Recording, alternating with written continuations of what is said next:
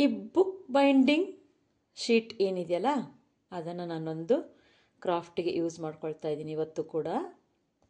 ಈ green colour ಪೇಪರಲ್ಲಿ ನಾನು ಫಸ್ಟ್ ಲೀವ್ಸನ್ನು ಬರ್ಕೊಳ್ತೀನಿ. ಈಗ ಒಂದು ಗ್ರೇಪ್ಸ್ ಆರ್ಟ್ ತೋರಿಸ್ತಾ ಇದ್ದೀನಿ ಕ್ರಾಫ್ಟ್ ನಿಮಗೆ. ಬೈಂಡಿಂಗ್ ಪೇಪರ್ ಏನಿದೆಯಲ್ಲ ಅದನ್ನು ನಾನೆಲ್ಲ ಕ್ಲೀನಾಗಿ ಬಿಡಿಸ್ಕೊಂಡು ಅದನ್ನು ಎಸಿಬಾರ್ದು ಅಂದ್ಬಿಟ್ಟು ಒಂದು ಶೀಟನ್ನು ರೆಡಿ ಮಾಡ್ಕೊಂಡಿದ್ದೀನಿ. ಆ ವೈಟ್ ಕಲರ್ ಪೇಪರ್ ಏನಿದೆಯಲ್ಲ ಅದು.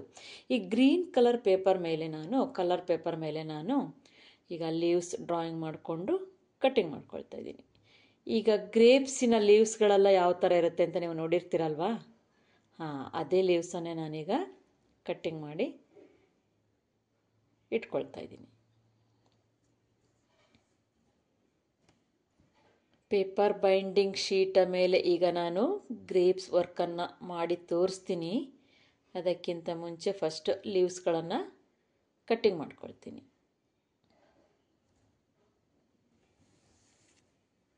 ಈಗ ಗ್ರೀನ್ ಆ್ಯಂಡ್ ಬ್ಲ್ಯಾಕ್ ಕಲರ್ ನಾನು ತಗೊಂಡಿದ್ದೀನಿ. ಡೈರೆಕ್ಟ್ ಬ್ಲ್ಯಾಕೆ ಹಚ್ಚಿದರೆ ಅದು ಶೈನಿ ಎಫೆಕ್ಟ್ ಬರೋಲ್ಲ ಅಂತ ಸ್ವಲ್ಪ ನಾನು ಗ್ರೀನ್ ಕಲರ್ನ, ಡಾರ್ಕ್ ಗ್ರೀನ್ ಕಲರ್ನ ತಗೊಂಡು ಅದ್ರ ಮೇಲೆ ಸ್ವಲ್ಪ ಈ ಬ್ಲ್ಯಾಕ್ ಫ್ಯಾಬ್ರಿಕ್ ಕಲರ್ನ ನಾನು ಜಸ್ಟ್ ಮಿಕ್ಸ್ ಮಾಡ್ಕೊಳ್ತೀನಿ. ಯಾಕೆಂದರೆ ಸ್ವಲ್ಪ ಶೈನಿ ಇರಲಿ ಅಂದ್ಬಿಟ್ಟು ಅಷ್ಟೇ.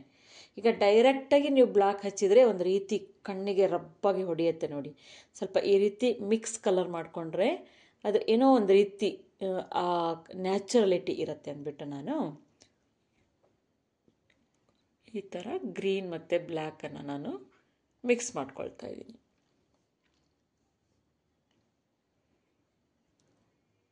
ಇನ್ನೊಂದು ಸ್ವಲ್ಪ ಮಿಕ್ಸ್ ಮಾಡ್ಕೊಳ್ತೀನಿ. ಸ್ವಲ್ಪ ಗ್ರೀನ್ ಕಾಣಿಸ್ತಾ ಇದೆಯಲ್ಲ, ಸೊ ಈಗ ನೋಡಿ ಕಲರ್ ಒಂಥರ ಶೈನಿಂಗ್ ಬಂತಲ್ವಾ.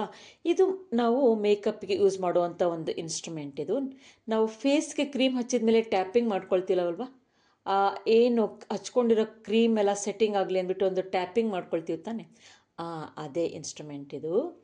ನಾನು ಇಲ್ಲಿ ಬ್ರಷ್ ಯೂಸ್ ಮಾಡ್ತಾ ಇಲ್ಲ, ನಾನು ಒಂದು ಫೇಸ್ ಮೇಕಪ್ ಇನ್ಸ್ಟ್ರೂಮೆಂಟನ್ನು ತಗೊಂಡು ಈ ರೀತಿ ಗ್ರೇಪ್ಸ್ಗಳನ್ನು ನಾನು ಡ್ರಾಯಿಂಗ್ ಮಾಡ್ಕೊಳ್ತಾ ಇದ್ದೀನಿ. ಜಸ್ಟ್ ಡಾಟ್ ಇಟ್ಕೊಳ್ತಾ ಹೋದರೆ ಆಯಿತು ಅಷ್ಟೇ. ಬ್ರಷಲ್ಲಾದರೆ ಕಷ್ಟ ಆಗತ್ತಲ್ವ ಈ ಥರ ಮಾಡೋದು, ರೌಂಡ್ ಮಾಡೋದು ತುಂಬ ಕಷ್ಟ ಅಲ್ವಾ. ಈಗ ಇದಾದರೆ ನೋಡಿ ಸುಮ್ಮನೆ ಜಸ್ಟ್ ಡಾಟ್ ಇಟ್ಕೊತಾ ಹೋಗ್ಬಿಟ್ರೆ ಅಲ್ಲಿ ಗ್ರೇಪ್ಸ್ ಬಂಚಸ್ ರೆಡಿ ಆಯಿತು.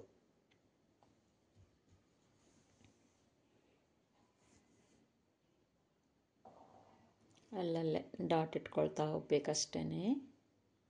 ಈಗ ನೋಡಿ ಗ್ರೇಪ್ಸ್ ಬಂಚ್ ರೆಡಿ ಆಯಿತು. ಹಾಗೆಯೇ ಇನ್ನೊಂದು ಕಡೆಗೆ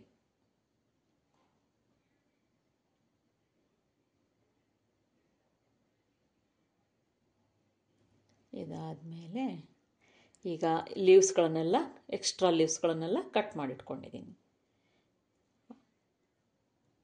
ಈಗ ಇದನ್ನು ಕೂಡ ಎಲ್ಲ ಪೇಂಟಿಂಗ್ ಮಾಡಿ ನಾನು 3 ಬಂಚಸ್ ನಾನು ರೆಡಿ ಮಾಡ್ಕೊಂಡಿದ್ದೀನಿ. ಈಗ ಆ ಪೇಪರ್ನ ಮತ್ತೆ ಕಟ್ಟಿಂಗ್ ಮಾಡಿಕೊಂಡು ಅದು ಏನು ನಾನು ಶೇಪ್ ಎಲ್ಲ ಮಾಡ್ಕೊಂಡಿದ್ನಲ್ಲ ನೀಟಾಗಿ ಕಟ್ಟಿಂಗ್ ಮಾಡಿಕೊಂಡು ಲೀವ್ಸ್ ಎಲ್ಲ ಕಟ್ಟಿಂಗ್ ಆಯಿತು. ಈಗ ಗ್ರೇಪ್ಸ್ ಏನು ಆ ಪೇಪರ್ ಮೇಲೆ ನಾನು ಆ ಬೈಂಡಿಂಗ್ ಪೇಪರ್ ಮೇಲೆ ನಾನು ಏನು ಗ್ರೇಪ್ಸ್ ಬಿಡಿಸ್ಕೊಂಡಿದ್ನಲ್ಲ ಅದನ್ನೆಲ್ಲ ನೀಟಾಗಿ ಕಟ್ಟಿಂಗ್ ಮಾಡಿ ಎತ್ತಿಟ್ಕೊಳ್ತೀನಿ.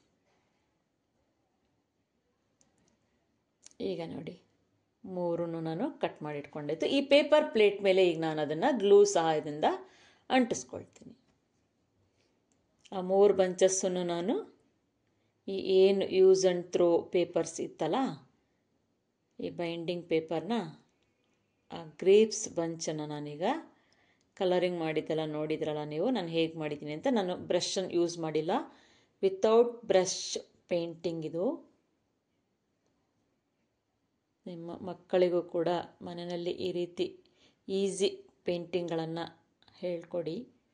ಎಷ್ಟು ಈಸಿ ಇದೆ ನೋಡಿ, ಬ್ರಷೇ ನಾನು ಯೂಸ್ ಮಾಡಿಲ್ಲ ಇದರಲ್ಲಿ.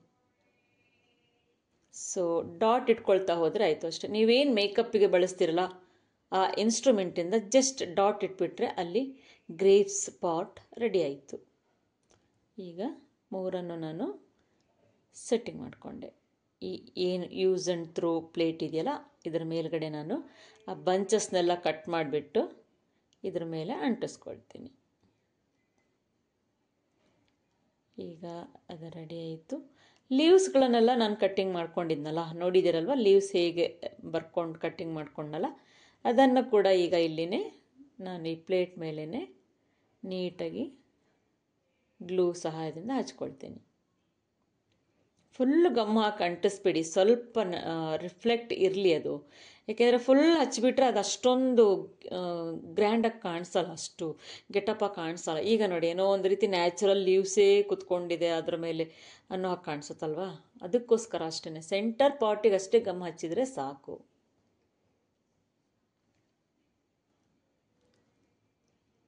ಈಗ 3 ಲೀವ್ಸು ಕೂಡ ಅಂಟಿಸ್ಕೊಂಡೆ, ಗ್ರೇಪ್ ಕೂಡ ಅಂಟಿಸ್ಕೊಂಡಿದ್ದೀನಿ. ಅಲ್ಲಿ ತುದಿಗೆಲ್ಲ ನಾನು ಇದು ಗಮ್ಮನ್ನು ನಾನು ಹಚ್ಕೊಳ್ಳಲ್ಲ, ಜಸ್ಟ್ ಸೆಂಟರ್ ಪಾರ್ಟಿಗಷ್ಟೇ ಸ್ವಲ್ಪ ಎಂಬೋಸಿಂಗ್ ಎಫೆಕ್ಟ್ ಬರಲಿ ಅಂತ ಸೆಂಟರ್ ಪಾರ್ಟಿಗಷ್ಟೇ ನಾನು ಗ್ಲೂನ ಹಚ್ಕೊಂಡಿದ್ದೀನಿ. ಈಗ ನೋಡಿ ಸ್ವಲ್ಪ ಅಲ್ಲಲ್ಲೇ ಮೇಲೆ ಇದು ಮಾಡ್ಕೋಬೇಕು, ಎಳ್ಕೋಬೇಕು, ಹೀಗೆ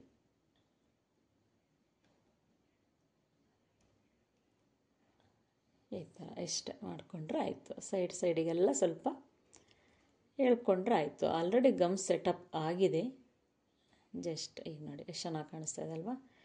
ಈಗ ಸ್ಕೆಚ್ ಪೆನ್ನಿಂದ ನಾನು ಏನು ಈ ನಾರಿನ ಥರ ಬಂದಿರುತ್ತೆ ನೋಡಿ ಗ್ರೇಪ್ಸಲ್ಲಿ, ಅದನ್ನು ನಾನು ಡ್ರಾ ಮಾಡ್ಕೊಳ್ತೀನಿ, ಸ್ಟೆಮ್ ಬರ್ಕೊಳ್ತೀನಿ. ಹಾಗೆ ಆ ರೀತಿ ಏನು ನಾರು ಥರ ಬಂದಿರುತ್ತಲ್ವ, ಒಂದು ಥ್ರೆಡ್ ಥರ ಬಂದಿರುತ್ತೆ ನೋಡಿ ಗ್ರೇಪ್ಸ್ ಬಂಚಸಲ್ಲಿ, ಅದನ್ನು ನಾನು ಡ್ರಾಯಿಂಗ್ ಮಾಡ್ಕೊಳ್ತೀನಿ.